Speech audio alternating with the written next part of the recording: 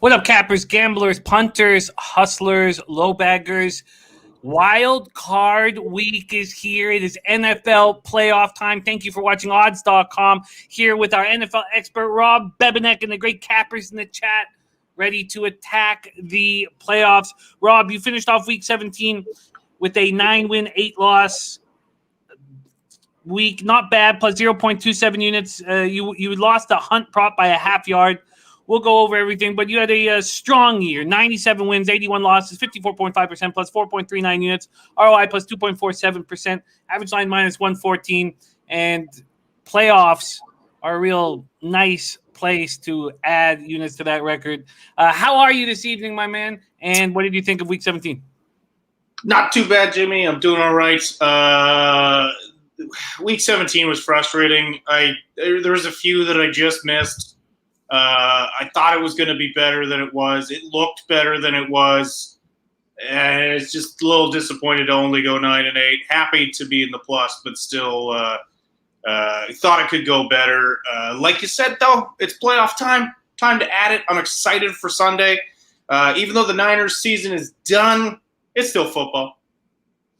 Yes, it's still football. I went 3-5. The curse of week 17 continues. I thought I was going to hit that Seattle, San Francisco under 46. I thought I was going to hit the Logan Thomas prop. So it was disappointing, but that curse is existing. It's been a tough year. It's been a very tough year for me. 112 wins, 122 losses, ugly. 47.9%, down 24.89 units, ugly. ROI minus double-digit percentage, 10.64%, average line minus 111, ugly. I expect to fix some of that here in the playoffs, but it's been rough. And won the survivor pool this year. That was, very nice for the bank account, but tough year. And I'm excited to attack the playoffs and start somewhat fresh. Shout out to everybody joining us. Thank you guys so much. I'm excited about breaking down these 6 games. We're not overwhelmed with games, and we can take our time and deep dive. We got Nuke Worker in the house. Off both days. I already booked the Super Bowl Sunday off because I was scheduled to work. That wasn't going to happen. I love it.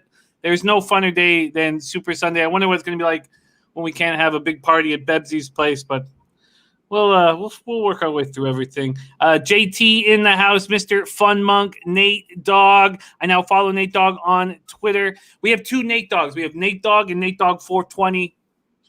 2 Nate Doggs. You can't get enough Nate Dogg.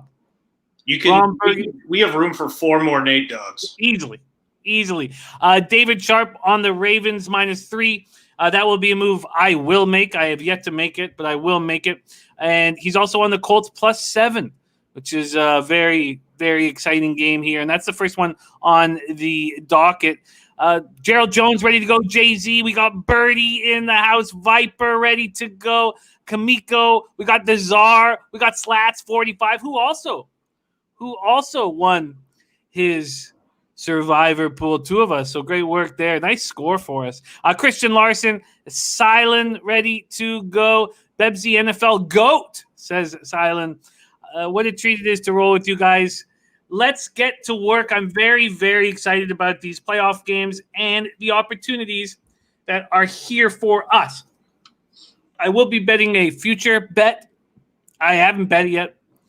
I do want to talk it out a little bit, but there will be one. I haven't made a future bet all year, unlike me. COVID really kind of changed the start of the season, and I was just hesitant. But I will be making one bet. All right, let's go. Kamiko Senpai, you're right. Sorry, he said I forgot the Senpai. What up, Kamiko Senpai? All right, AFC Wildcard, 1:05 p.m. Eastern, Saturday, January 9th. We have the Indianapolis Colts, 11-5, 5-3 on the road at the Buffalo Bills, 13-3, 7-1 at home. Bill Stadium, Orchard Park, New York, 28 Fahrenheit, mostly sunny, 9 miles per hour, as it's been all season long. The weather is not affecting these games. We've had great weather throughout the year. Robert Allen in the house. JW says, I like the Colts. JT giving us a final score of 28-24. There is Dennis Garcia joining us as well. The Bills open up as 7-point favorites. You can still get them at some books at 7, but most have moved to 6.5. This total opened up at 52. It is now at 51. Let's start with the Colts. I'll talk a little bit about the Colts. I'll hand it over to Bebsie. We'll move on to the Bills. then we will see if decisions will be made.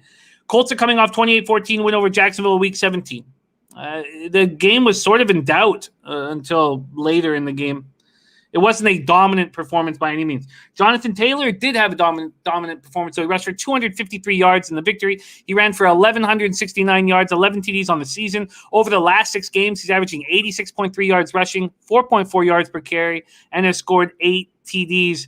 Bebsie, you went 9-8. One of your victories was a Jonathan Taylor over prop. He is listed as questionable with the shoulder injury. I think that's just because he didn't practice today. Everybody expects him to play. Over their last 5 games, the Colts averaged 169.3 yards per game on the ground. Phillip Rivers had a much stronger year than I expected. 68% completion rate, 4,169 yards, 24 TDs, 11 interceptions. He is dealing with a toe injury. He also didn't practice today. He's listed as questionable. He will play on Sunday. T.Y. Hilton came on late in the season. Overall, he caught 56 passes for 762 yards, 5 touchdowns. The Colts are a balanced team. They rank 10th in yards gained. A defense allows 8th fewest yards. Their run defense is second in the league, allowing 90.5 yards per game. Darius Leonard was excellent as always with 132 tackles, 3 sacks. DeForest Buckner and Nico Autry combined for 17 sacks. Buckner is banged up. He's listed as questionable. He's expected to play. Buffalo is so dangerous through the air. And this is why I have not pulled the trigger on the Colts yet. And probably why I won't. Colts defense, 20th in the league, pass defense. But since week 11, they are 31st in the NFL in their pass defense. Jared Veldheer continues to fill in for injured Anthony Costanzo at left tackle. Reich is hoping starting safety Kari Willis and starting cornerback Rocky Sin will clear the concussion protocol this week. They expected that. Running back Jordan Wilkins went on the reserve COVID list. Cornerback TJ Carey's listed as questionable. JT says, I think this line should be Bills -4, Bills -5. Dennis Garcia is on Indy +7. Mike Smith is on Bills first half end game and the over. He's the first guy to come out and say, I'm backing these Bills. Because a lot of people like the Colts here at the plus points. Bebsie, what do you think about these Indianapolis Colts, and can they play spoiler? I think it's very much within the realm of reality that they could. They are built for the playoffs. Anytime you have a team with a really strong defense and a good running game, I figure that is grounds for being built for the playoffs, especially the way they've come on in the run game as of late.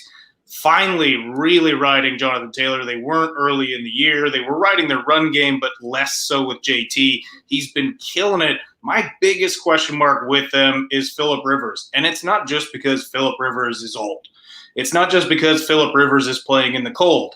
It's because Phillip Rivers in the playoffs throughout his entire career has been a bit of a dud. So my question really in this game has more to do with how well are they going to game plan around Phillip Rivers. They have to make sure that he's not doing much. If they stop the run and the onus is on Phillip Rivers to really go for it, I don't have any trust in it. I agree. It's very, very hard to back Indy with him at the helm, especially with the way Buffalo's been playing lately. And the sad thing is that these two teams are meeting in the first round is because I think both of these teams pose the best threat against the Chiefs right now. And again, it has everything to do with their defensive abilities and the fact that Buffalo less so in the run game, Indy more in the run game. But I think Indy is built to do some damage. I just have hangups about Phillip Rivers. I hear you. I think if the Bills get past the Colts, that game against the Chiefs is capable of being a classic, and the Bills are capable of surprising. But I like the Ravens to roll through the Titans, then roll through the Steelers, and play in the conference final. And I think there's a ton of value on them. And we'll get to that. WTF says Indy money line for me. Before we start hammering out the Buffalo Bills, a question here from our man David Sharp. He says, what's your opinion on Taylor props this week? I'm thinking smash button. I mean, obviously you've got to see them come out, and I do think they will ride him. But if it's too high, I'm going to stay away from it because if the Bills are smart, they will stack the box and force Rivers to throw, which I think he's capable of, but only in that short area attack game.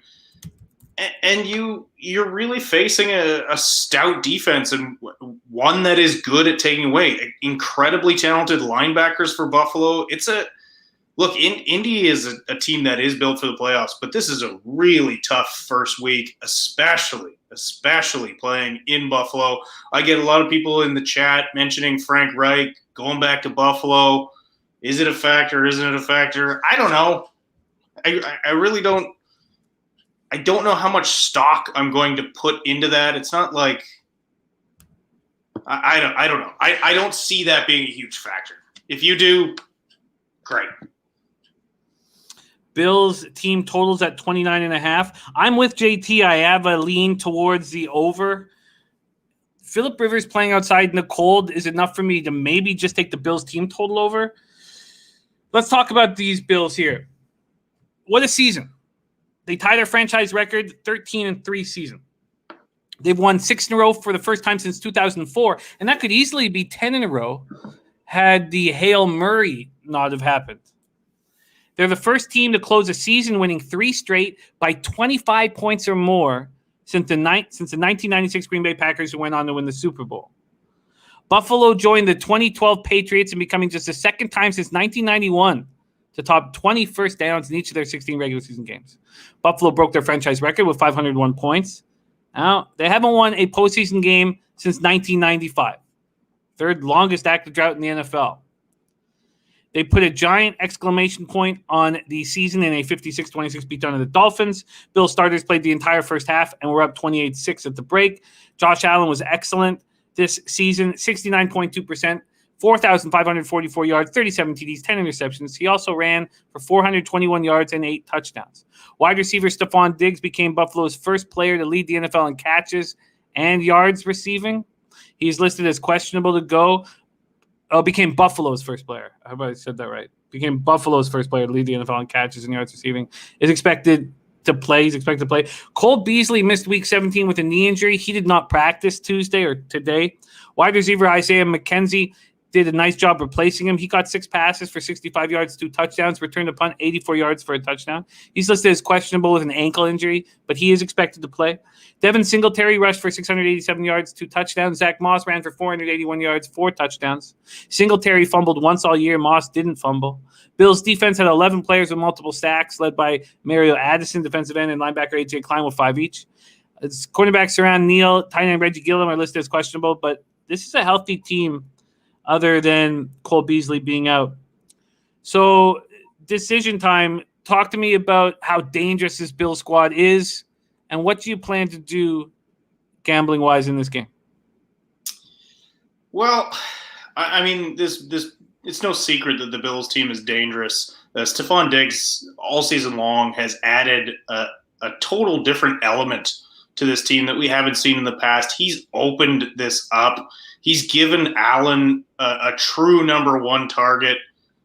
The Beasley injury is concerning. I believe he will play. I just think the Bills have had a good defense for, in recent years. They snuck into the playoffs a little while ago and they were out right away. I just think that the Bills are ready.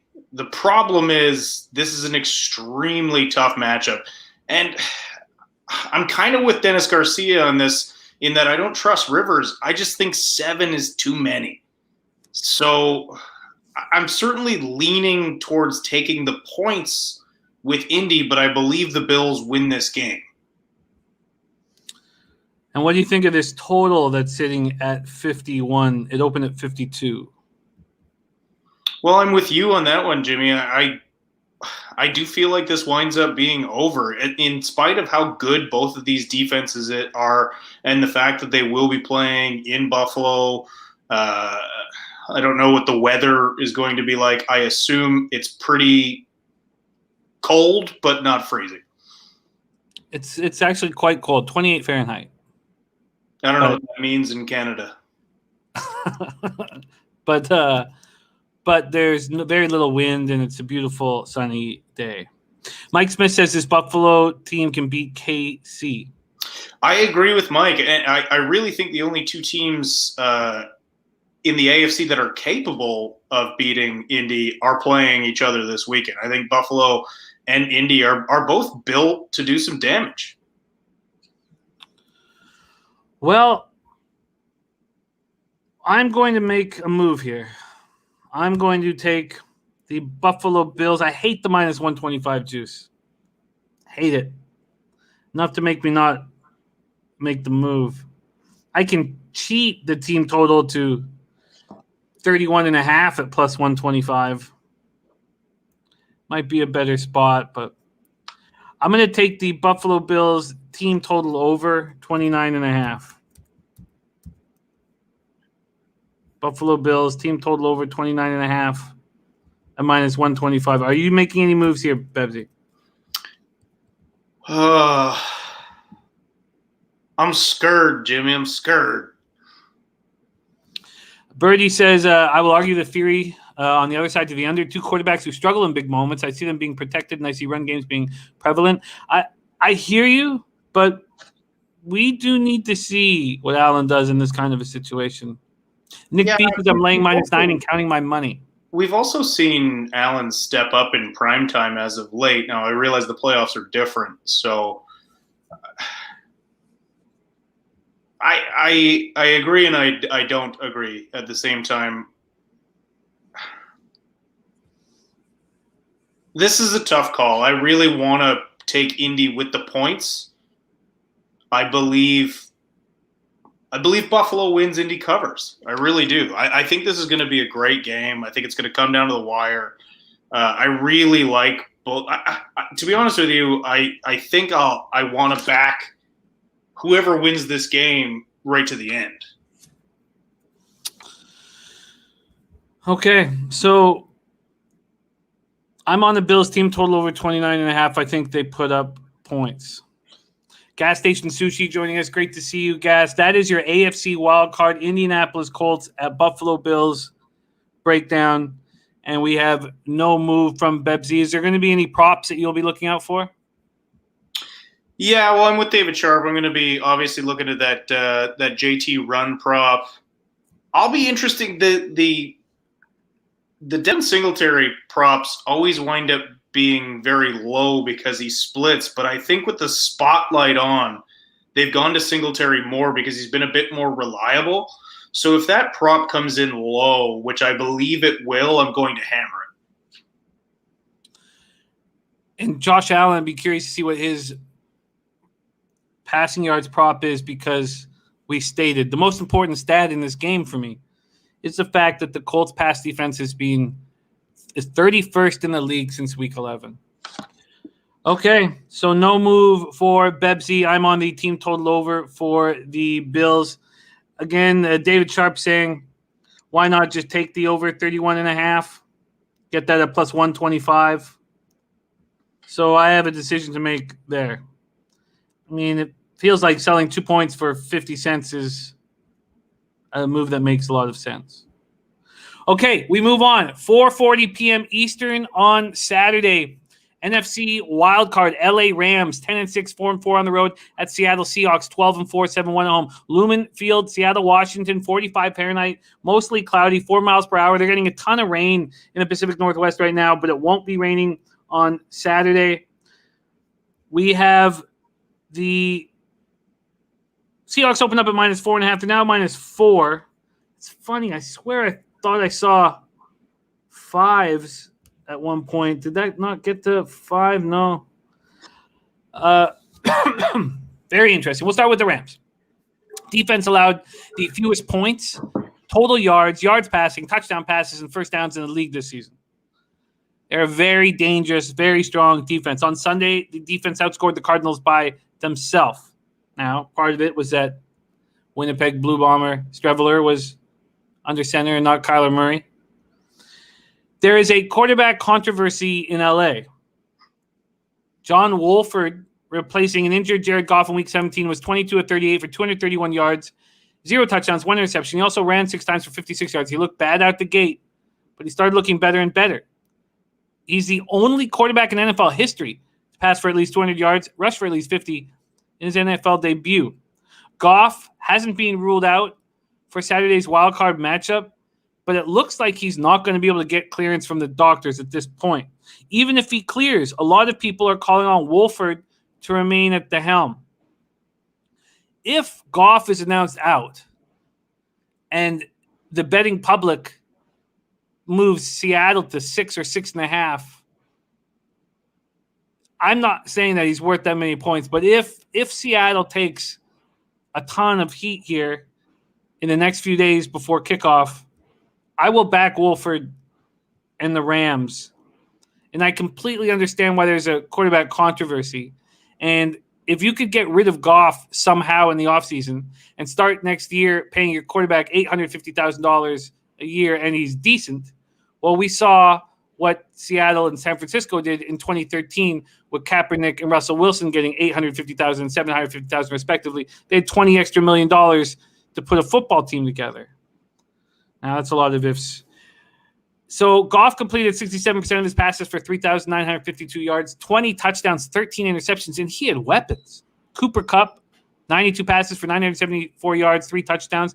He's still on the COVID-restricted list, but he should be back soon. Robert Woods caught 90 passes for 936 yards, 6 touchdowns. Josh Reynolds caught 52 passes for 618 yards. Tight ends Tyler Higbee and Gerald Everett were both very dangerous. Higbee caught 44 passes for 521 yards, 5 touchdowns. Everett caught 41 passes for 417 yards, 1 touchdown. Cam Akers ran 145 times for 625 yards and 2 touchdowns. Darrell Henderson ran 138 times for 624 yards, 5 touchdowns. Even Malcolm Brown came in with 101 rushes for 419 yards and 5 touchdowns. Last month, they suggested that Andrew Whitworth could be back for this game. They provided no updates at this time, so I don't know if he will be back. Linebacker Micah Kiser, defensive tackle Michael Brockers are questionable. Bebsie, can the Rams pull the upset here? Let's talk about these Los Angeles Rams. Look, I very much believe this team can pull off the upset.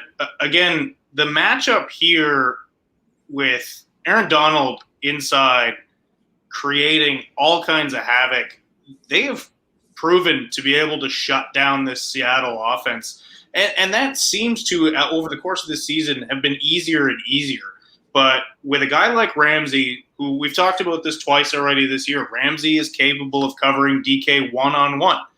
On the other side of the ball, Darius Williams, or the other side of the field, Darius Williams has proved to be a very good corner as well. So he takes care of Lockett. I just think they match up well. And in spite of what this season record says, I like the Rams to win this game. I really do. I just think chip on their shoulder. I believe Cooper Kupp will play. If Whitworth is back, that is huge. And I don't think Goff is that much of a factor. I don't think they get fired up with Goff. And Wolford, I mean, I joked about it on Sunday about him being Kurt Warner 2.0, the guy who has the, you know, he wasn't a grocery bagger, but the guy was a accountant or something, and or finance. He worked in finance or something, and now he's starting in a NFL playoff game probably. But I certainly do think the Rams can pull this off. And this Seattle team was very underwhelming in the second half of the season. Their defense got a lot better, but their offense kind of fell apart. Kudos to Ken Norton Jr. because I really thought halfway through the season that guy was going to get fired. He turned it around. Dunlop really helped this team solidify something up front. Obviously, Jamal Adams coming back as a pass rusher has been huge, but this team almost lost to the 49ers practice squad players in a game that Seattle wanted to win for a potential home field advantage spot. And San Francisco had nothing on the line other than pride and beating a rival. But C.J. Beathard almost beat them. It's an important point. Seahawks finished up their season 12-4. 26-23 win over San Francisco that Bebsie was just talking about. Russell Wilson, 20-36, 181 yards, 2 touchdowns, and that's what we got used to. We got used to his numbers like that. He was spectacular to start the season, and then he slowed down. On the season, he completed 68.8% of his passes, 4,212 yards, 40 touchdowns, 13 interceptions. He also ran for 513 yards and 2 touchdowns. He hasn't thrown for more than 263 yards in a game during the entire second half of the season. Tyler Lockett had 12 catches for 90 yards and 2 touchdowns on Sunday against the Niners. He caught 100 passes for 1,054 yards and 10 touchdowns. He became the first Seahawk to reach the century mark in a regular season. DK Metcalf caught 83 passes for 1,303 yards and 10 touchdowns. He broke the Steve Largent-held receiving record. Largent had to do it with Dave Craig. DK Metcalf and Russell Wilson, but great job, DK. Only 4 times in 16 games were the Seahawks better than 50% on third down conversions. Seattle was 4 for 12 on Sunday, and Bebsie just called that Niners team they were up against a practice squad. Against the Niners, over the final 3 games, they were 17 of 41, 41%. 40% on third downs their entire season. They had injuries to their running back group this year. Chris Carson played 12 games, ran for 681 and 5 touchdowns. Carlos Hyde played 10 games, ran for 356 yards and 4 touchdowns. The Seahawks defense was awful in the first half, as Bebsie alluded to, excellent in the second half.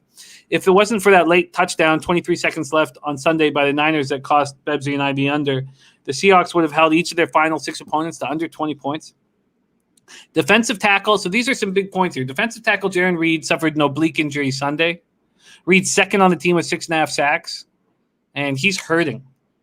So will he be able to play hurt? Will he be able to play through the game? Safety Jamal Adams, who broke the sack record for defensive back, hurt his shoulder Sunday. And at first, they were talking about how, he's going to be okay. And now there's some fear whether Jamal Adams will be available. It looked bad. Yeah. And he came back in and took that chip block. And he looked pretty dejected on the sidelines after that. He didn't look like a guy who was going to be okay. There's some real fear whether he'll be in the lineup now. Cornerback Jason Stanley, tight end Greg Olsen, guard Mike Iupati, running back DJ Dallas are all questionable. Offensive tackle Jamarco Jones underwent groin surgery Friday. He is done for the season.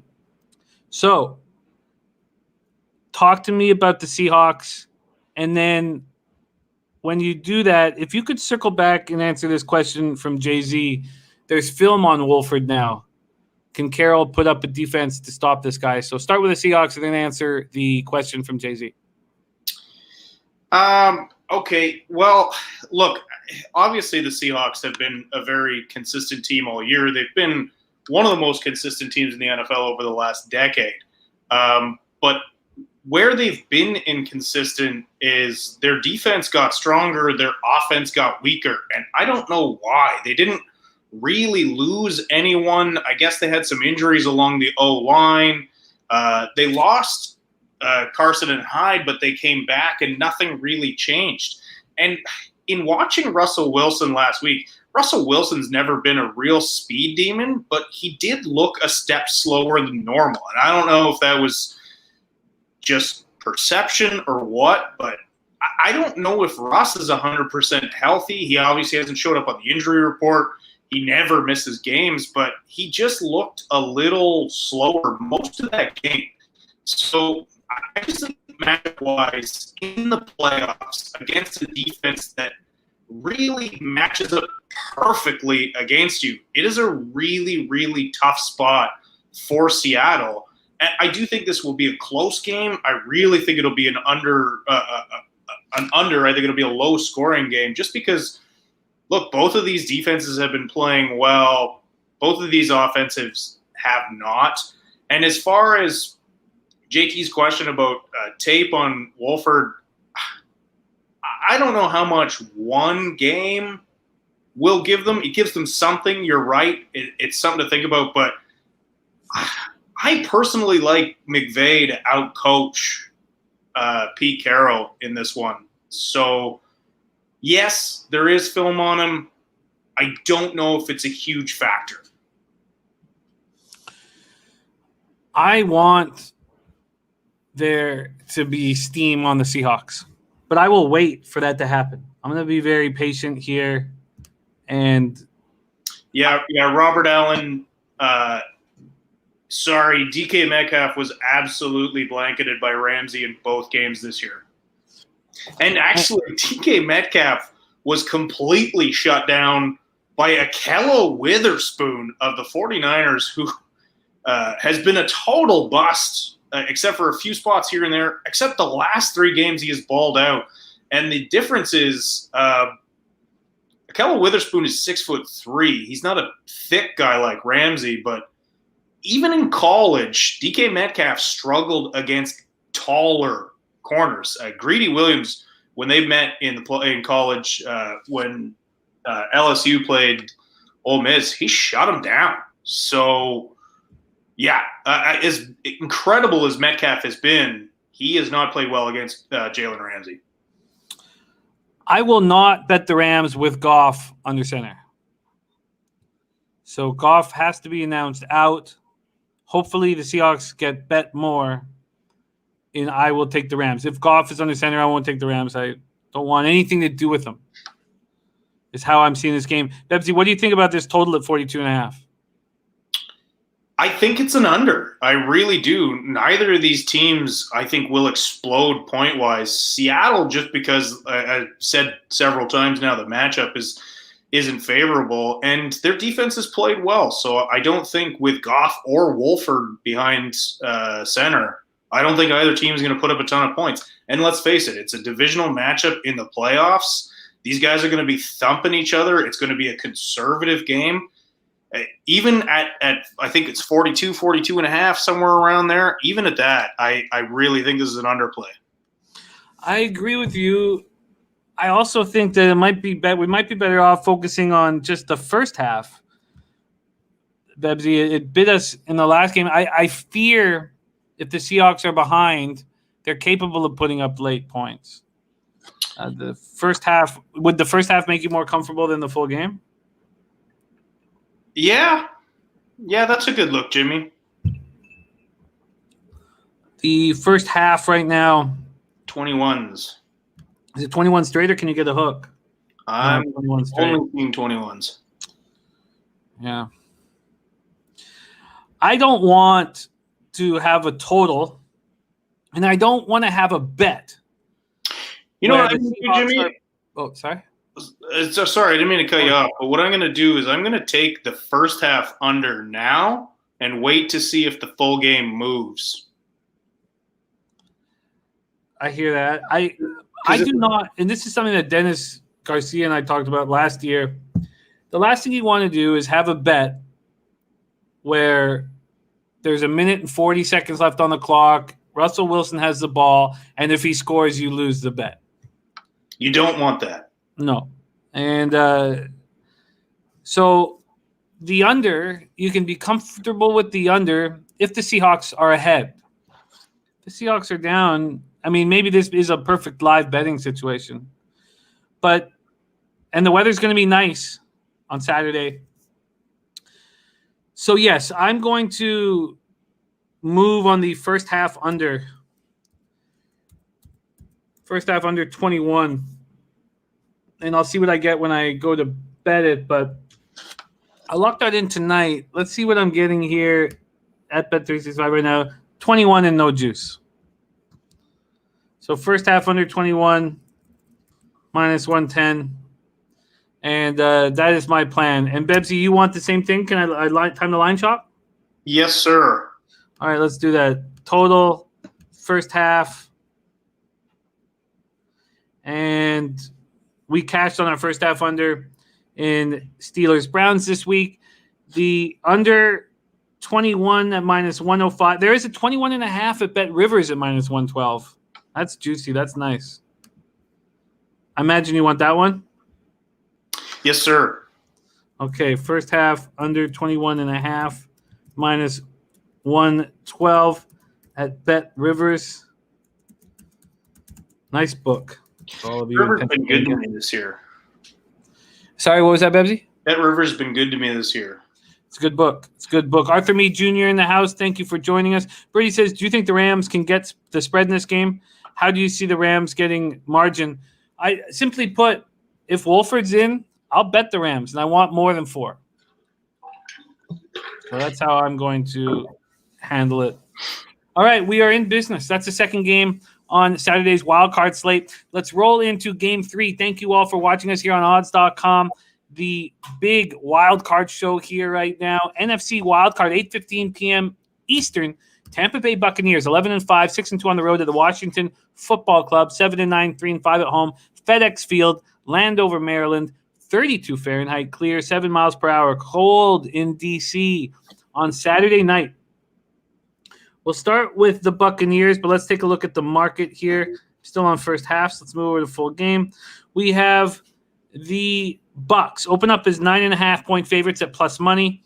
That's now 8. There are some 8.5s out there.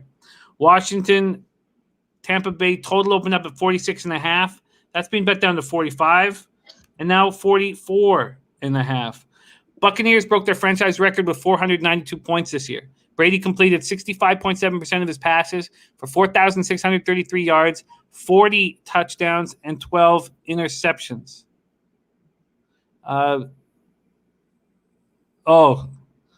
Wow, look at that crazy. Sorry, Dennis and gas station caught my attention, so I stopped in the middle of everything. Gas saying underdogs on wildcard weekend have had a decided point spread advantage over the past 25 years. Brady, 40 touchdowns, 12 interceptions. He threw for 1,067 yards and 10 touchdowns over the last 8 quarters he played. Now, Mike Evans' status for Tampa's first playoff game in 13 years is uncertain. His left knee injury doesn't look like it's that serious. They're referring to it as a hyperextension, but he hurt himself. He hurt himself right after he became the first player in NFL history to begin a career with 7 consecutive 1,000-yard seasons. Coach Arians said the MRI showed no structural damage. Star receivers day-to-day. Antonio Brown had a season-high 11 receptions for 138 yards and 2 touchdowns. Chris Godwin had 5 catches for 133 yards and 2 touchdowns. Brady threw for 399 yards and 4 touchdowns. I mean, he's just rolling. Scotty Miller, Gronk, Cameron Brate. You got Ronald Jones running for 978 yards and 7 touchdowns in 14 games. This is an offense with a ton of weapons, and I think they can withstand the Mike Evans injury. Tampa Bay finished the league with the best run defense in the NFL, but their secondary looked susceptible at times. Arians says Carlton Davis' groin injury will be ready to play Saturday after missing the last 2 games. But the big issue here is their star linebacker, White. He led the team with 140 tackles, was second on the team with 9 sacks, and he will not be in the lineup. He has tested positive for COVID, so he has to be out for 10 days. And I guess he tested positive on the Thursday. So if the game was played on Sunday, he might be able to play, but it's a Saturday game. He's out. So backup nose tackle Steve McClendon and linebacker Shaquille Barrett are on the COVID list as well, but Arians expects them to play, which means they haven't tested positive. Jason Pierre-Paul is listed as questionable, but is expected to play. These Buccaneers, let's start there. This big of a favorite, Bebsie, do they interest you at all?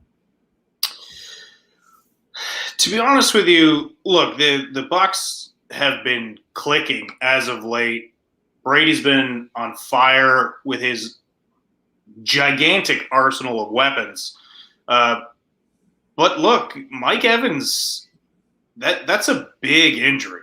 And maybe a bigger injury is Devin White.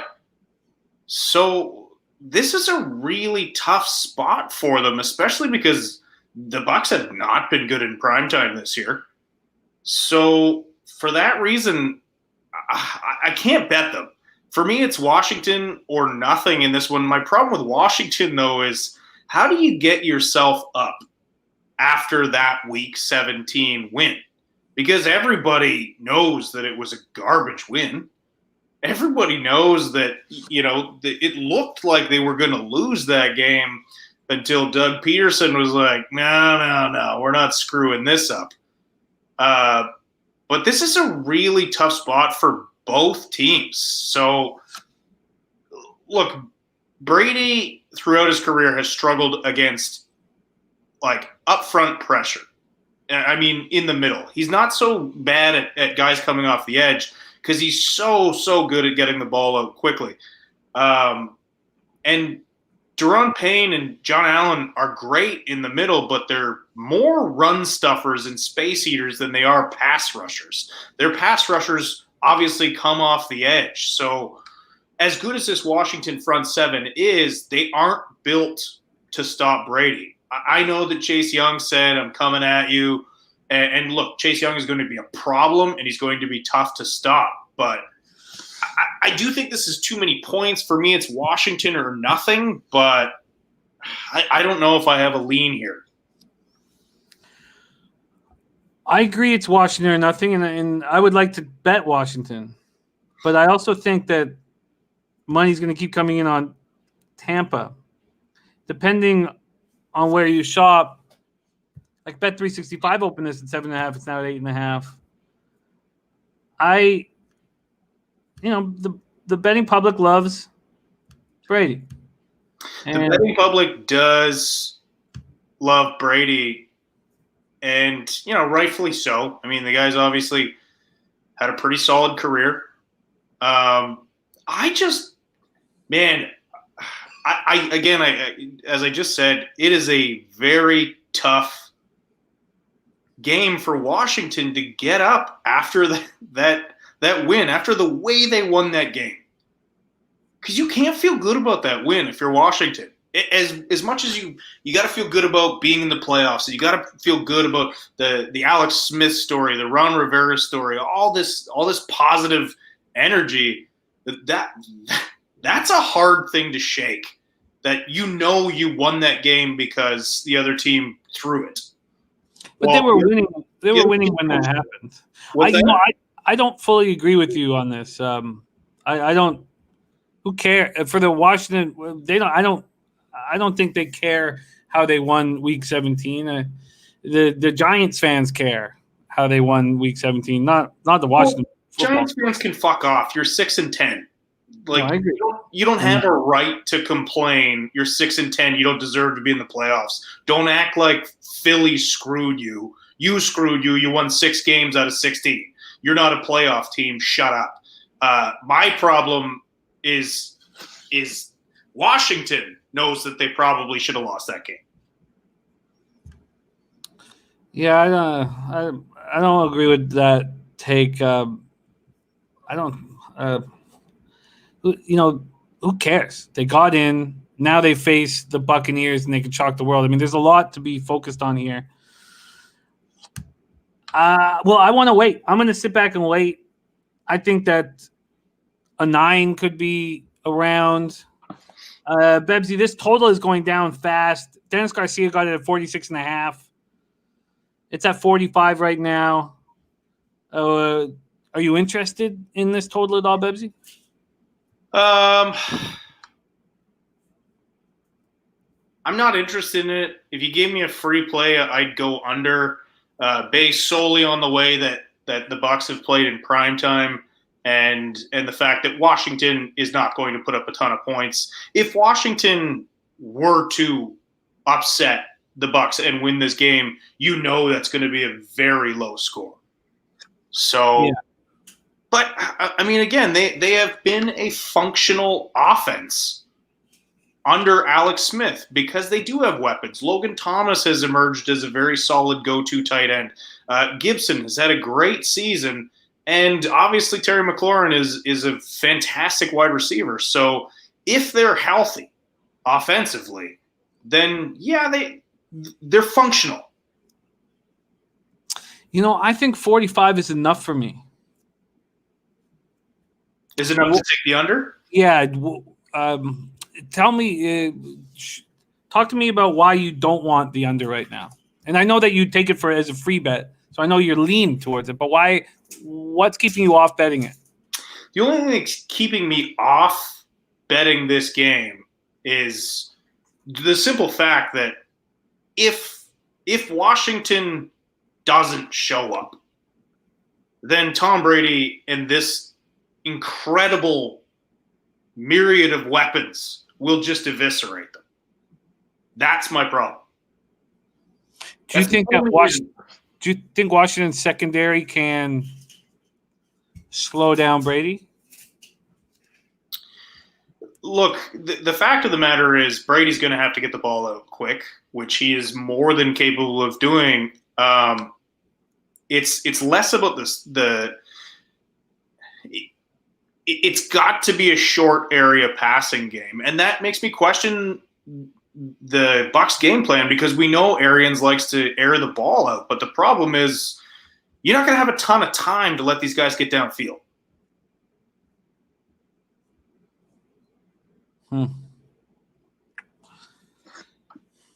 I am going to move on the under. And Yo the Great saying, don't do it. But I'm going to move on the under right now, 45. And I want Washington, but I want more points. So I'm going to wait. Yo the Great says, Bucs smoked way better teams at the end of the season. This is the playoffs. Bucs big time. I that's what I want the betting public to feel. And I'm not saying you're wrong, but if this goes up, if the line moves up, I'm going to take Washington to cover. And I will keep a very close eye on it and stay in contact with you throughout. David Sharp says, when you can send a pass rush of 4, Tom ain't putting up those points. Sack him one time in the first quarter, he starts to have meltdown. Nate Dogg says, Brady, playoffs equals W. This is going to be fun. You know, Wildcard Week is one of the greatest days of the year. Okay. There we go. Brady says you have to take – Just with regards to what Nate Dogg is saying, and this isn't me taking a free shot at Brady, but – in recent years in the playoffs, with the exception of a couple of games, Tom Brady hasn't had to do much in the playoffs. So, yeah, Tom Brady wins. That's not a secret. But let's not pretend that his defenses have not helped him out a great deal. So Tampa's defense has to show up in this game. And without White, that is problematic. He's the nucleus of that defense. He's a sideline-to-sideline linebacker who's phenomenal in coverage. So that is, if White is out and Evans is out, those are two monster injuries to overcome. I love it. Sorry, I didn't mean to highlight that. The Nilo was joking. Okay, I didn't mean to highlight that. Sorry. Okay, let's go on. Sunday, January 10th, next up here, 1:05 p.m. Eastern, Baltimore Ravens at Tennessee Titans, 11-5, 6-2 on the road at Tennessee Titans, 11-5, 5-3 at home. Nissan Stadium, Nashville, Tennessee, 41 Fahrenheit, mostly cloudy, 5 miles per hour. So I love that this has gone down to 3. I need to attack this as soon as possible while it's at 3. And it's juiced to minus 120. That's fine. I want the Ravens. I'm also going to be betting the Ravens to win the Super Bowl. It's my first future of the year, getting plus 900. And I'm going to make the Ravens minus 3 an official bet. And I'm going to make the Super Bowl an official bet. And in my playoff pools, I'm going to be making the Ravens over the Titans the most important bet of the entire playoffs for me. And because the Titans can beat the Ravens, don't get me wrong, but my whole plan is that the Ravens roll. Nate Dogg says Ravens were plus 1,400 yesterday. They weren't plus 1,400 in my book yesterday, and they haven't been plus 1,400 for 5 or 6 weeks now. Mateo says, can you just burn your money on camera instead? I hear you guys. And that's what makes capping fun. It doesn't make me upset that Mateo thinks that I should just burn my money instead.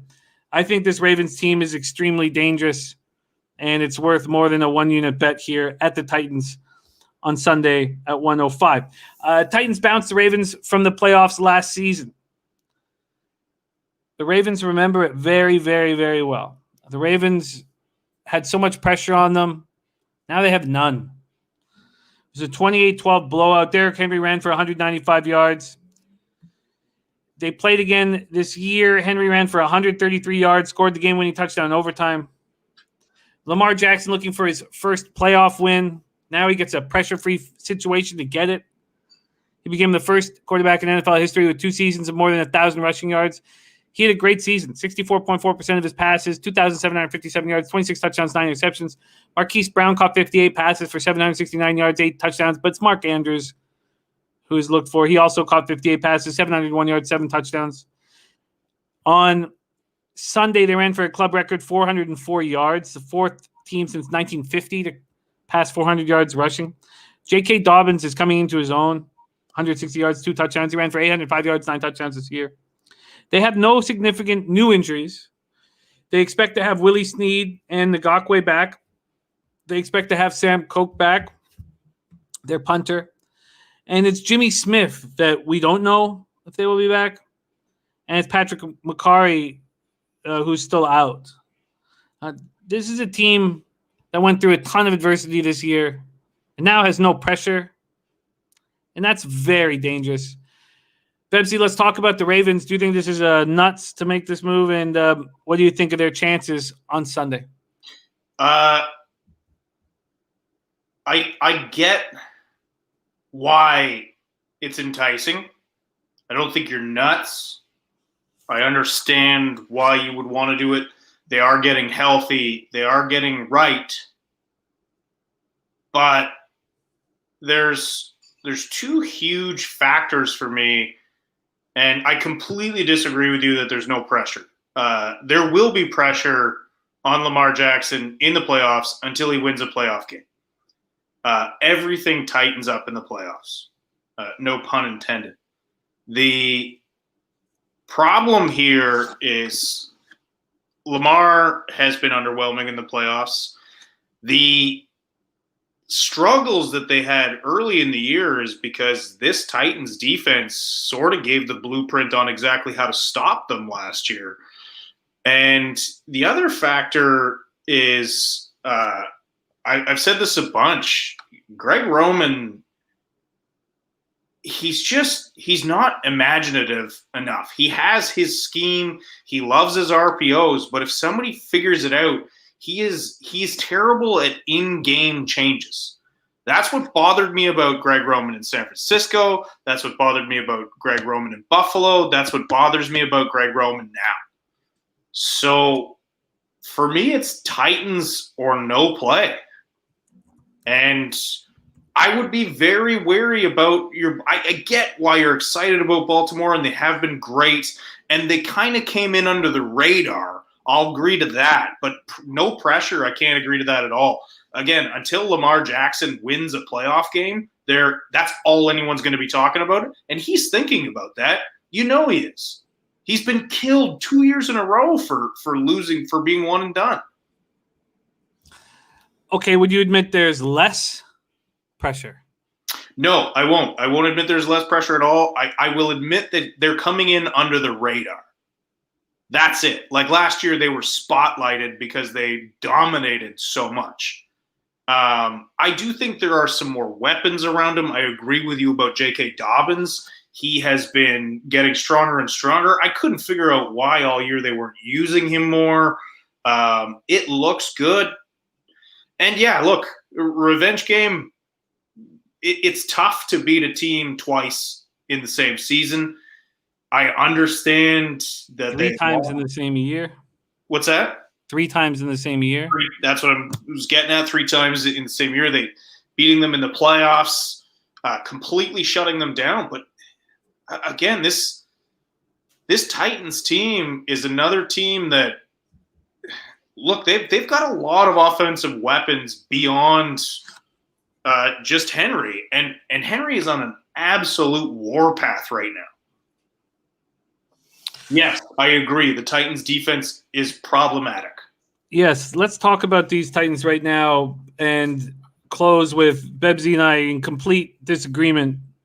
I think this is a loosey-goose Raven squad, and a loosey-goose Lamar Jackson, and I believe that. And Bebsie completely disagrees with me, and that's part of the fun of capping. Last year, almost broke him.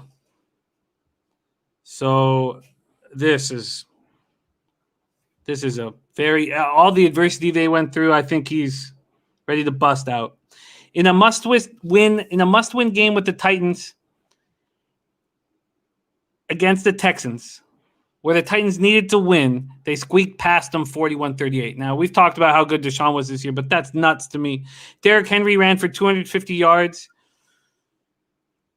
He's got 2,027 on the season with 17 TDs. Bebsie talked about what a dynamic, spectacular running back he is throughout the season.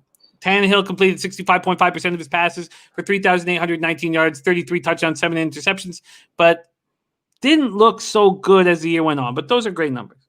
A.J. Brown caught 70 passes for 1,075 yards, 11 touchdowns. Corey Davis caught 65 passes for 984 yards, 5 touchdowns. The Titans had the most yards in franchise history, 6,343, the most points of 491. It became the first team in NFL history with a 2,000-yard rusher and a 3,500-yard passer in the same season. Only Kansas City averaged more yards per game than Tennessee. The Titans were fourth in scoring at 30.7 points a game. Their defense is what Bebsie was talking about, and that's why I can't back them here. They got 4 sacks in that game against the Texans. That gave them 19 on the year. That's the fewest sacks by a team that's reached the playoffs since Denver had 19 in 1979. Roger Saffold, who's so extremely important, hurt his ankle. He didn't finish the game in Houston. I'm sure he'll try to play. They're already on their 3rd left tackle of the season in David Quisenberry, not to be confused with the Kansas Royal superstar Dan Quisenberry. The Titans finished the season leading the NFL with a plus 11 turnover margin. They tied for 7th with 23 takeaways. Only Green Bay had fewer giveaways than Tennessee's 12. They're a healthy group. Linebacker Derek Roberson is questionable. Defensive tackle Thierry Tart and place kicker Steven Gostkowski are on the COVID list.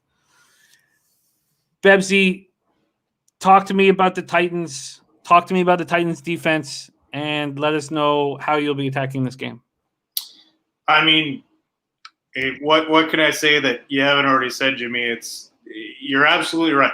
Their defense is very suspect. Desmond King has helped them out a bit. Obviously not enough when you get carved up like that. But I did say my apprehension about betting the Titans last week was that team getting up and playing for J.J. Watt and Deshaun Watson after what J.J. Watt said. So, and also like the added boost of possibly knocking out a division rival by upsetting them in Week 17. So, as bad as it was to not absolutely annihilate the team with the 3rd worst record in football, there's a reason why that game went the way it did. Deshaun Watson balled out like crazy. I don't think Lamar Jackson is going to play like Deshaun Watson did last week. I also think there's no answer for Derrick Henry. The thing about Derrick Henry is, and I'm not sure if I've said this before on the show, but Derrick Henry is in the perfect time to be successful. He is a monster running back when every defense in the NFL is built to stop a passing game and speed and mobile linebackers or mobile quarterbacks. I mean, he's a giant man who faces teams. Once he gets to that second level, you know how many guys make business decisions against him just because they're not built to stop a man. No defense in the NFL is currently built to stop him.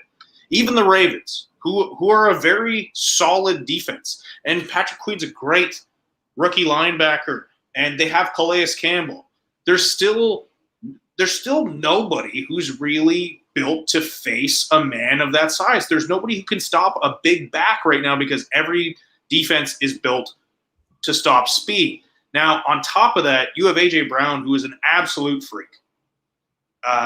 and he just seems to get better and better. He seems healthy right now. Tannehill is sneaky mobile, and I just think offensively they can get it done. It's just how much can their defense shut this down?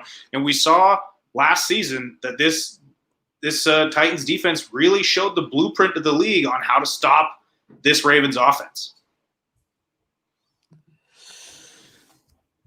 Very, very interesting. Al Cervic says, isn't this just the over? Isn't that the easy play here? How do you respond to that, Bebsie?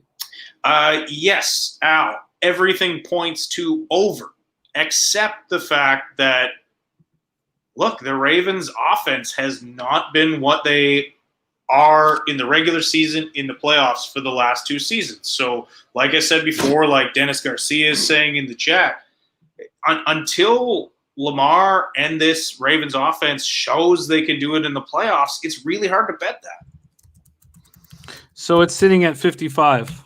And Ron Burgundy asked, Bebsie, do those business decisions go out the window in the playoffs? Yes, I do believe that nobody's going to get out of the way with the elimination on the line, but they're still not really built to do it. And the problem is, if you don't make business decisions against this man in the fourth quarter, he makes you pay. Because if you're a little guy hitting a big guy, even if you take him down a bunch, it hurts more to hit him than it hurts him to be hit. So, Bebsie, this is obviously, you guys know how I'm attacking in the playoffs. This is the most exciting game for me by far this weekend. I completely agree with that, Jimmy. We're lockstep in that. I think this will be the most fun to watch. And are you going to be betting it? I'm going to be prop heavy in this game, I think. It's just hard for me to bet on this Titans defense and for them to win a third time in a row. I am definitely leaning Titans. But you and I head-to-head has been all you this year. Well, it's just too small of a sample size. But they've been memorable, but very small sample size. You've had the better season by far. That's what's most important. So I don't need to bet the over. And your fear of betting the over is because of what happened last year when the Ravens got completely shut down. And I think the Ravens put up points. So if you trust the Ravens to put up points, then is the over a must bet? If you trust the Ravens to put up the points, then absolutely. If you think the Ravens can overcome what they've done the last 2 years in the playoffs and what Greg Roman has done many times in the playoffs, then you have to bet the over. So this team total of 25.5 for the Titans, you think is too low? Yes, I do.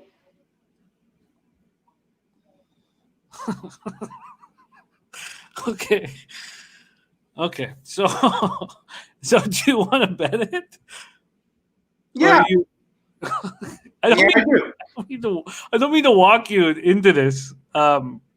No, I saw you just said it, and then I saw something in the chat, and then I was kind of just happy with what I said. So I was like, "Yeah, I'm gonna leave it hanging out there."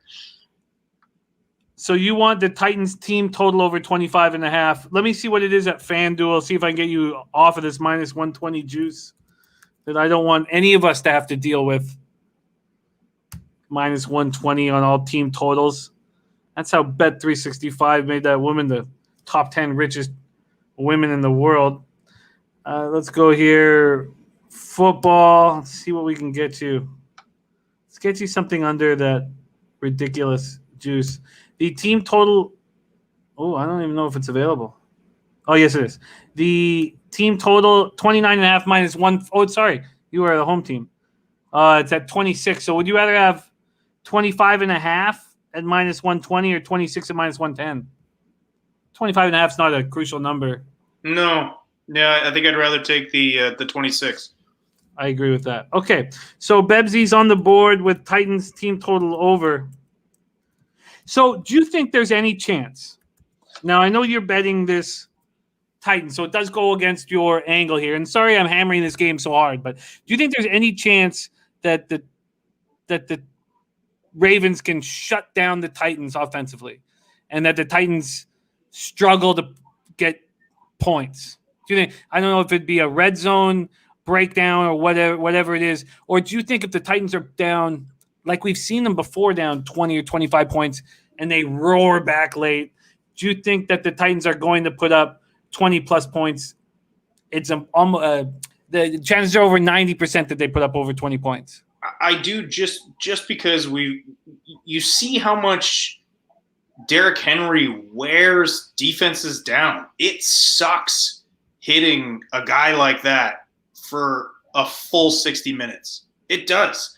It, like, especially when, you consider the first time you hit him to the last time you're going to have to hit him is 3 hours apart. It hurts. When you watch the Texans put up 38 points on the Titans, do you think the Ravens are going to cash their 29.5 team total as well? Do I think the Ravens? You have the biggest question for you is whether Lamar can do it in crunch time with all the pressure on him. Yeah, that's what my whole thing is here. I can't back the Ravens offense and Lamar Jackson until I see him overcome that. Until I see him overcome that mental hurdle that he now faces. And look, they are going to be talking about this leading up to the game. And it's going to be in Lamar's mind. There's no two ways about it. I know you think there's less pressure, and I think you're confusing pressure with the team sneaking in under the radar. Less people are talking about the Ravens overall, but the narrative of this game is still going to be, can Lamar overcome what he's done in the past? I do think coming in under the radar will help that pressure. And I do think having the worst – losing to the Titans last year the way they did, I believe it was, 28-12. He'll never get that low again, even if he loses here, because this Ravens team doesn't have the same expectations. So I don't feel like I'm confusing anything. And the guys in the chat agree with you and think I'm wrong here. But I don't think my idea – You're right, because I'm not betting against you. So I'm rooting for you here. And look, I like Lamar Jackson a lot. I want him to succeed, especially because I love when people doubt a guy and he flips them all off. I really want to see it. Well, I'm not going to take the over. It's such a public look, and it's gone down a point. And so I could take the team total over. I'd rather bet more on the Ravens -3 and more on the – I don't need to bet much on the Ravens winning the Super Bowl because it's plus 900. Okay.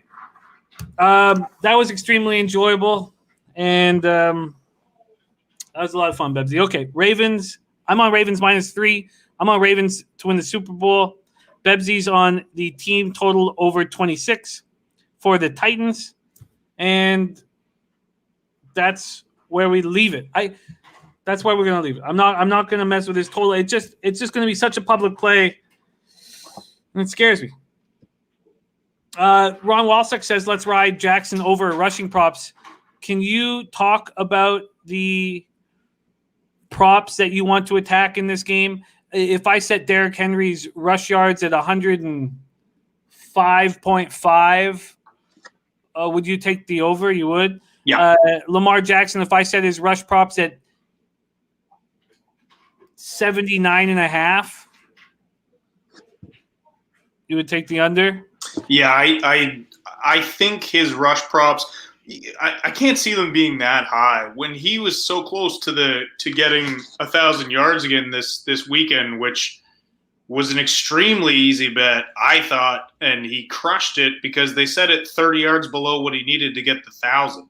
So if they're thinking 60 in a situation where he's playing a weak opponent, it's not going to be higher than 60. Yeah, Prince saying 65 to 70. Okay. Well, so just because we don't have a Saturday or Sunday show, can you give us a hint at what you – I know we can follow you on Twitter at Rob_Bebenek to find out what you do, but what are you – how are you planning on attacking it before we move on? Well, I'm definitely, like I said, I'm going to be looking at both of those rush props. I'm also going to be looking at A.J. Brown's receiving props and probably hit the over on that if it comes in at a reasonable number. He's I feel like just earlier in the year, it felt like it was Corey Davis. A lot of that had to do with A.J. Brown's injury. But I really think Tannehill trusts A.J. Brown, and he's going to be a big factor in this game. And then, look, I might take Dobbins' rushing props, and I might take his receiving props as well if they're low enough. Well, there is no Saturday or Sunday show, but no, we're going to be we'll have ideas. Maybe we'll put up some short videos on the side with what Bebsie will do from the prop market. That was extremely enjoyable. I can't wait for that game. That's the game of the week for me. Dennis Garcia starting to talk himself into the under. Says both teams can run the ball, keep away with the lead. Not sure you get enough possessions. Ravens -3. Ravens win the Super Bowl, and Titans team total over 26 for Bebsie at -110. That's available. FanDuel. God, that was fun. God, this is fun. Okay, we move on to the second game on Sunday, 4:40 p.m. Eastern. Chicago Bears at New Orleans Saints. Mercedes-Benz Superdome, New Orleans, Louisiana. Bears 8-8, 5-3 on the road. Saints 12-4, 6-2 at home. Let's see. Just before we dive in this, Devontae Smith won the Heisman. Oh, nice. Yeah, happy about that. I'm so glad it just wasn't a quarterback. Yeah, Devontae Smith was absolutely spectacular. And we did film our big CFP National Championship show yesterday, so that's up on the Odds YouTube page, Odds HQ, and it was extremely enjoyable. I mean, we had the best bowl season that I expect in my group work, the best that I'll ever do. 27-9, it was just glorious. So I am on Bama first half full game under, which goes against a lot of gapping, but whatever. Okay, Bears, Saints 12-4, 6-2 at home. And we are dealing with the Saints open up as 9.5 point favorites. That goes to 10. Then that goes to 10.5. And this total is sitting at opening at 47.5 and now at 47. And I would like to take a team total under for the Bears in the first half. That was my thought process, and I wanted to talk it out with you guys before I pulled the trigger. But I think that the Bears, and that kind of goes in with the Saints' first half play, which I don't really want to be on that big of a favorite, but it does sort of correlate with how I expect this to go. Let's talk about the Bears first, Bebsie. In a must-win game, Bears got demolished 35-16 at home to the Packers. Bebsie was on the Packers in that spot and won that easily. Trubisky completed 67% of his passes for 2,055 yards, 16 touchdowns, 8 interceptions in 10 games. Allen Robinson got 102 passes for 1,250 yards, 6 touchdowns. Jimmy Graham was back to being a red zone threat with 8 touchdowns. There are issues, and there's a lot of issues with the Bears. The Bears are a banged-up squad right now. The first issue we'll talk about is on offense, Darnell Mooney. He set career highs with 11 receptions, 93 yards in that game, and became a very decent option because when you defend the Bears, you have to focus on Allen Robinson. And the Bears haven't had that second threat until Darnell Mooney started stepping up late in the season. He hurt his ankle in the fourth and may or may not be in the lineup. 61 receptions, 631 yards, 4 touchdowns during his rookie season. Montgomery was great this year, ran for 1,070 yards, 8 touchdowns. So Roquan Smith, leading tackler, he hurt his elbow, and they were very private as to how bad it is. He left the game late in the first quarter. He is so extremely important to this defense. Buster Screen, Jalen Johnson, Deion Bush are already all hurt. And now you're going to lose Roquan Smith. I do not want to take a big favorite in wildcard week. And if Darnell Mooney's not there, I really think the Saints can figure out how to slow down the Bears early. Before we head over to Bebsie, Birdie says, I'm taking the Bears, and I bet the over already. When Kamara is announced as back, which he can because it's a Sunday game, both spread and total will jump. So bet over now, wait on the spread. And Gas Station Sushi's on the Bears plus 10. Bebsie, talk to us about this Bears. Do you see value as a big underdog? Yeah, I do, just because the Bears have been playing much better football lately. You pointed out that all-important injury, but again, I think a lot of it has had to do with their ability to build a run game. And apologies to Shane Schwader, who was screaming at me in the chat to back off my Montgomery props that had hit week after week after week. He got close. He didn't hit. All I could think about was Schwader yelling at me. So I know he's not here right now, but apologies. You were right. I should have backed off. But I think that's really been what's working I think that's what's kept Nagy's job. Because midway through this season, I thought for sure, they were looking abysmal. I thought Nagy was going to get fired. I think figuring out that run game and getting Trubisky to be a game manager and a serviceable quarterback has really turned this offense into a semi-functional offense where they were abysmal for the first half of this season. I think there's a ton of value in this. This is a playoff game, and this is a Bears defense that, even with the injuries, I really worry about the Roquan Smith injury, but they are still built to at least slow down this Saints offense. I agree with Birdie's look that this is going to change when Kamara is announced. But, I think there's a ton of value in taking the Bears here. Very interesting. Well, let's see if Bebsie pulls the trigger here. Let's talk about these New Orleans Saints. Without any running backs due to COVID, the Saints destroyed the Panthers 33-7 in Carolina. I would have gone 3-2 this week if I didn't add any action. And one of the stupid moves I added was Carolina plus 6. In 12 games, Drew Brees threw for 2,942 yards, 24 touchdowns, 6 interceptions. Kamara, we expect to be in the lineup, ran for 932 yards, 16 touchdowns, caught for 756 yards, 5 touchdowns. Emmanuel Sanders caught 61 passes for 726 yards, 5 touchdowns. Saints defense ranked 4th in the NFL against the run, 93.9 yards a game. 5th against the pass, 217 yards per game. 18 interceptions, tied for 1st. 45 sacks, ranked 8th. Points allowed per game at 21.1, tied for 5th. Starting safety Marcus Williams with an ankle injury. Nickelback C.J. Gardner-Johnson with COVID reserve, and defensive back DJ Swearinger with COVID reserve are all expected to be back. Michael Thomas, who was so spectacular last year and has had all the issues this year, is expected back. 2019 All-Pro returner Deontay Harris, who's been out with a neck injury. They're both eligible to come off injured reserve, Thomas and Harris.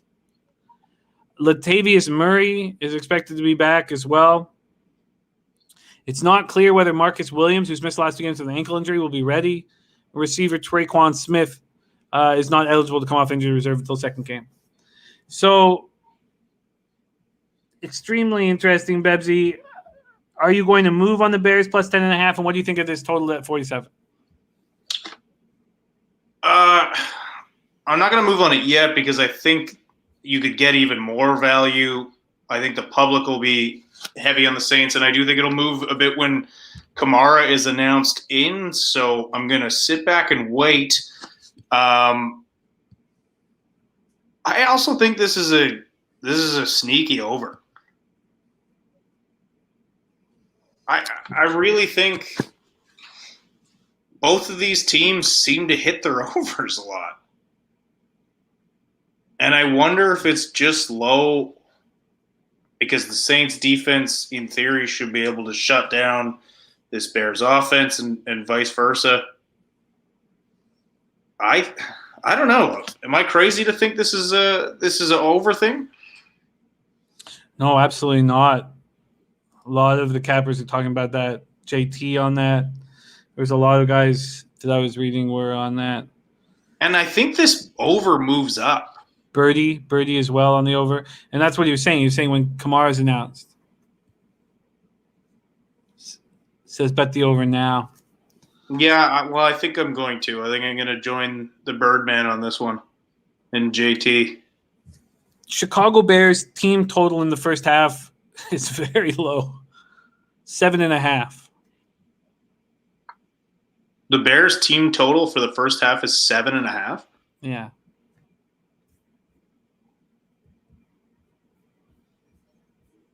That's too low, man. That's so low. Okay.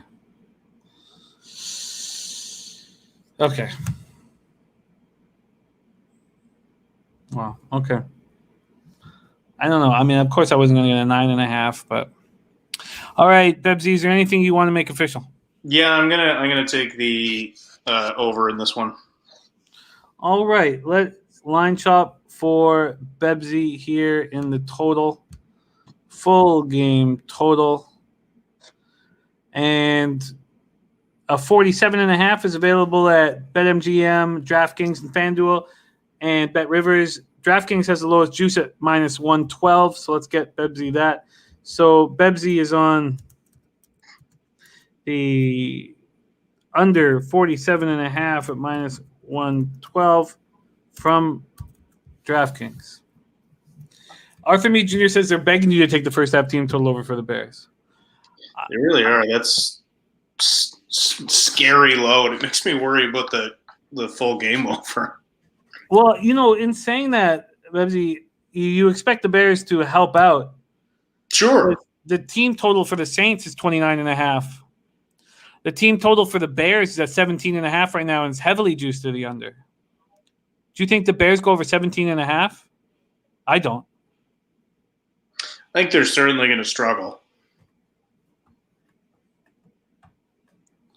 I don't think they go for over 17.5 points. Gas Station says Bears Saints is a dead nuts under. Wow, 17.5 for full game and 7.5 for under. I want Bears team total unders. But Dennis says it's 24-21 Chicago. Dennis says elephant man balls. Mateo says Bears D special teams can score. I think this. Okay, how strong is the Saints defense to you, Bebsie? The problem is they've had games where you're like, there was a stretch in the middle of the season where they were incredible. They were dominating teams, but out the gates they weren't very strong, and down the stretch they weren't very strong. I know injuries play a factor in it, but they just haven't been consistent enough for me to love them that much. Look, when they were mid-season form and relatively healthy, they were dominant. Are they there? I don't know if they are. I want Bears team total unders. It scares me that Dennis thinks the Bears could shock the world. Dennis says, what's the Bears' first quarter team total? Is it available? Yes, it's. Oh, man, Betsy. The Bears' first quarter team total is 0.5. Wow. What if they get a safety? It's a half point. Oh, man. A half point. I don't know. I don't remember that. I don't remember that. We have a question as to where the money is. It's a little early in the week, so I don't like putting too much into it this early. Now, if you pay for a real nice site to give you the, and there's a couple sites that are very expensive to give you the best information for where the money is, then it's different. But for these public sites, I'm a little hesitant. But here for the total, we have 75% of cash on the under, 63% of tickets on the over. Holy shit, so that was important to ask, so thank you. So some big money bets have been bet on the under, quantity of action on the over. Why is it a half? Like Dan Kelly's saying, why wouldn't it be 1.5? It's juiced to the under as well. Okay, well, I've seen enough. I want to take that, but it'll be something where I'll be just livid if it hits, and it just seems like such a silly bet. It's so silly. It's so silly. Okay, I am, and yes, Brady, the total has moved. It's moved a half point. Let me just verify that again quickly. Yes, it's moved a half point. 47.5 down to 47. Okay, I'm going to take the Bears team total unders. Full game, first half.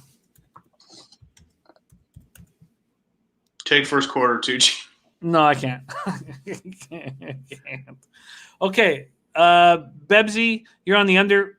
Oh, no, sorry. You're on the – oh, shit, I gave you that wrong. You're on the over 47.5.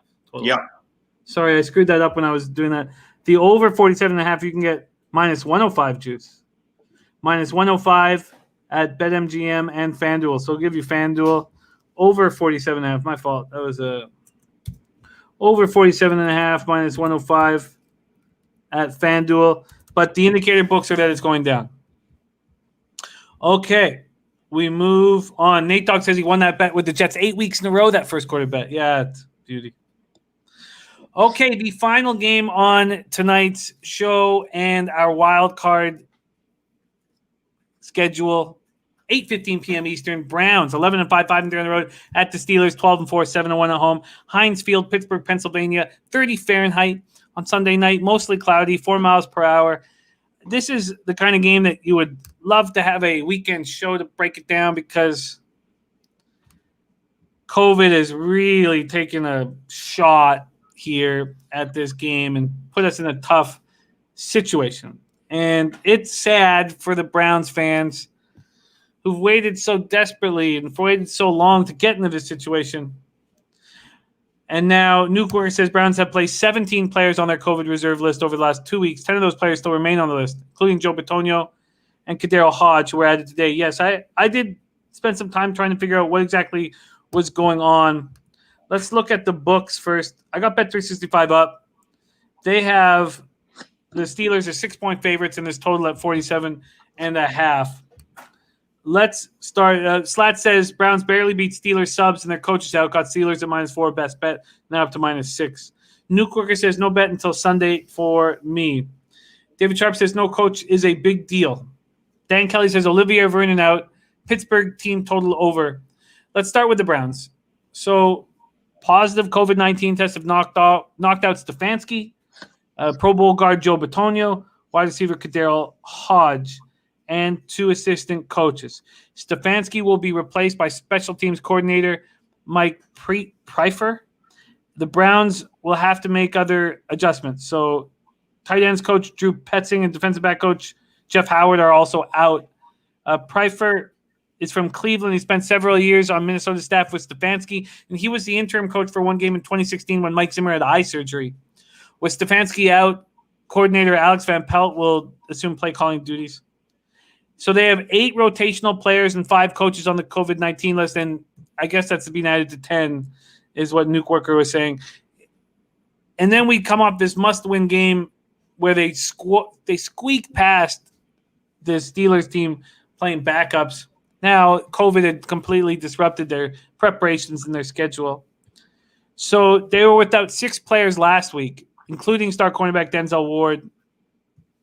Myles Garrett who missed 2 games after contracting COVID-19. He's had a difficult time shaking it up. He says he's still undergoing breathing treatments. So the secondary didn't have Denzel Ward, didn't have part-time starter Kevin Johnson, didn't have starting safety Andrew Sendejo. They all tested positive. And Mason Rudolph threw for 315 yards. We don't know if Ward can go or will be able to go. Rookie linebacker Jacob Phillips did a nice job. He was filling in for B.J. Goodson. Goodson's now missed 2 straight weeks with coronavirus.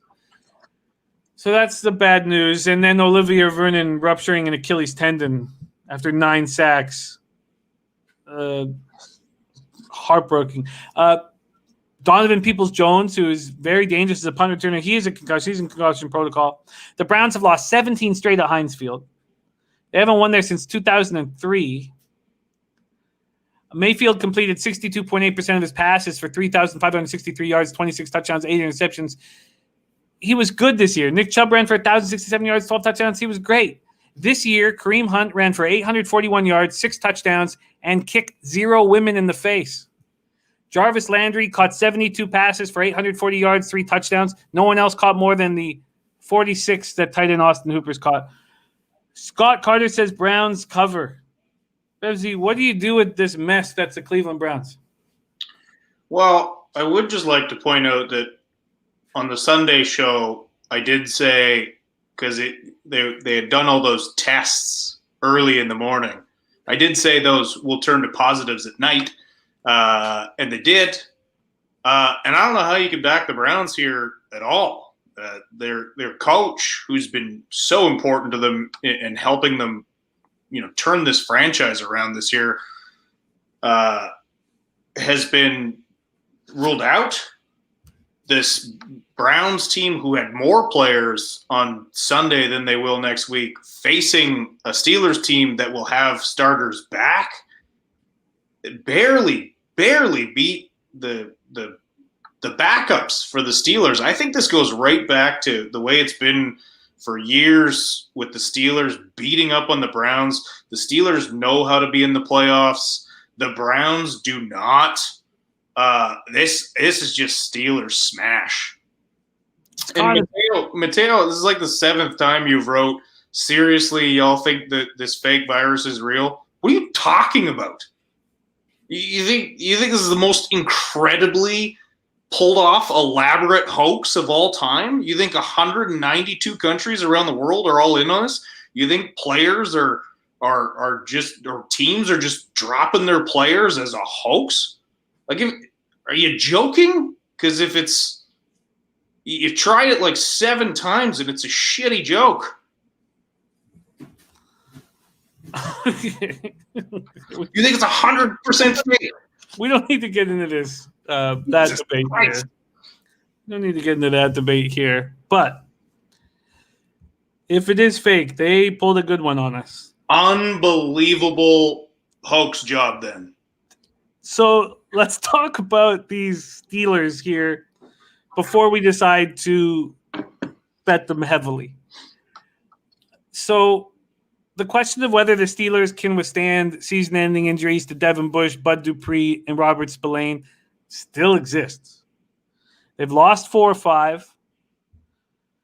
They have their backup unit barely lost to the Browns. Roethlisberger, TJ Watt, Cam Hayward stayed home and relaxed and are fresh. Pittsburgh's offense only scored 3 touchdowns once over the final 6 games. The league's 3rd-ranked defense allowed 318 yards or more in 4 of the team's last 5 games. Pittsburgh wants to win a playoff game for the first time in 4 years. And how do they not do it? Roethlisberger completed 65.6% of his passes for 3,803 yards, 33 touchdowns, and interceptions. Deontay Johnson caught 88 passes for 923 yards and 7 touchdowns. Chase Claypool, 62 catches for 873 yards, 9 touchdowns. Juju Smith-Schuster, 97 receptions for 831 yards, 9 touchdowns. So we talked about them losing Bush, Dupree, and Spillane. The other red flag, no NFL team rushed for fewer yards than the Steelers. James Conner ran for 721 yards, 6 touchdowns. His numbers were actually a little better than I thought they were going to be for whatever reason. Cornerback Joe Hayden, tight end Eric Ebron were both placed on reserve COVID list on Saturday. It's unclear whether they'll be available. Chris Boswell missed 3 of the last 5 games because of injury. So first half, full game. How do you want to attack this, Bebsie? I've had trouble every double up I've put on the Steelers this year. So I'm not going to double up, but I don't know how you can't take Pittsburgh here. I really don't.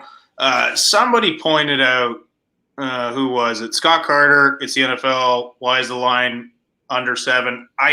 That's the only thing that scares me. And it's a good point. I don't know why it stayed so low, especially with – I thought as soon as Stefanski was ruled out, it would shoot up. I was surprised it was that close, knowing that the sorry, I'm just laughing at Birdie's comment. But just knowing that like they barely beat this backups, the Steelers backups in a must-win matchup. I feel like the Steelers roll in this one. I really do. I just think they punish a team they've kicked around. The Browns aren't ready to be a playoff team yet. Miles Garrett is, with what you just said about Miles Garrett, he's clearly not at 100% then if he's still taking oxygen. It's I just think this is Pittsburgh. It's got to be Pittsburgh here. I wish I got the -4. I'm still okay with the -6. The one thing that worries me is why is this so low? And the first half is 3.5. So, okay, before we put a bow on this show, what do you think about the total? What do you think about this total? It is sitting. Oh, sorry, that's not it. Sorry, it is sitting right now at 47.5. It's gone up a half point.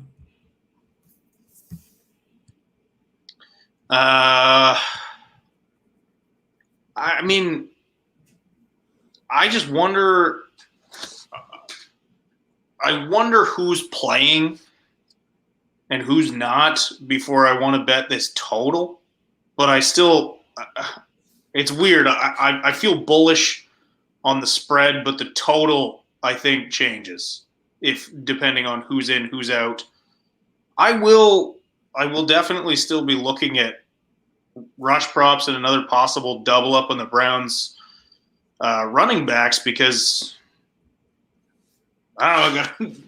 I still think they can run the ball, but yeah, I don't know. I'm going to wait and see who's playing before I bet that. If I had a lean right now, it'd probably be to the under.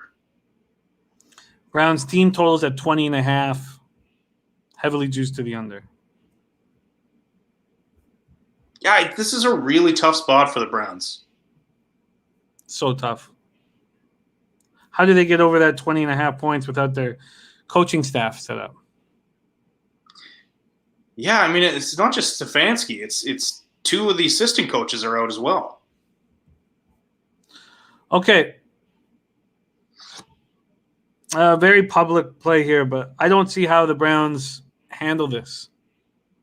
I really don't either, and who knows if this gets even worse. Like if they have more cases by Sunday, then who's on the field for them? Absolutely. And yeah, Birdie's making a good point. Practice matters. A lot of these guys have been able to practice. This is going to be a relatively healthy, rested and practiced Steelers squad. Okay, I'm gonna make some moves here. Again, I know this is so public, but I'm gonna go ahead and move on the Steelers first half and full game, and the Browns team total under. And there's no first half team total under that I could bet, but I'm very curious to attack that. So, do you think it's more wise to attack the first half? Or I thought so, yes, because but it's not available for me yet. But yes, I really did. I thought that Oh, I agree, Nuke Worker. I think the NFL will make this game happen regardless. Yeah. And if you like the Browns, wait. O+ saying, and he's absolutely right. And Aaron Gaze is saying you can't take Steelers if it goes up more than a touchdown. Okay, so Bebsie, I'm going to move on first half full game and Browns team total under. I don't see how they can. It sucks. I would be happy if this doesn't go through and they push it. Dan Kelly says I could see a shootout. I was very curious to see what you thought of all this, Dan. Bebsie, are you going to make an official move here before we put a bow on this? Yes, I'm absolutely going to take full game Steelers -6. Well, let's see if I can get you anything better than that here. We're in a line shop at odds.com of the licensed books. I didn't pull up Circa, but I should have. Let's go full game and see if we can get you anything better than that 6 here. And we can't. The best is -6 at -110. Let's see if Circa. I think they're all those are gone, but we'll just check Circa very quickly here. Circa Sports and okay. Here we go. See if they can give us anything better here. And they can't. Okay. So -6 at -110 available at Circa Sports for Bebsie. That's his only move. Okay, Bebsie.